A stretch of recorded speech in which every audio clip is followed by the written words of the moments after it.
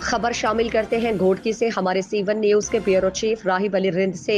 Sindh education foundation government of Sindh کے ماتحت چلنے والے تعلیمی ادارے دی سٹیزن پبلک سیکنڈری اسکول اوباڑو میں پیرنٹس ٹیچر میٹنگ کا کامیاب انعقاد کیا گیا۔ منعقد ہونے والے PTM کا بنیادی مقصد والدین کو اسکول میں اپنے بچے کی پروگریس پر بات کرنے کا موقع فراہم کرنا تھا۔ اس موقع پر چیئرمین دی سٹیزن پبلک اسکول اوباڑو شاہ محمد چاچڑ نے میڈیا سے گفتگو کرتے ہوئے کہا کہ تعلیم انسانی ترقی کی اہم شرط ہے۔ یہ افراد کو متعارف اور ہنر کی بڑھتی ہوئی سطح تک پہنچ جاتی ہے۔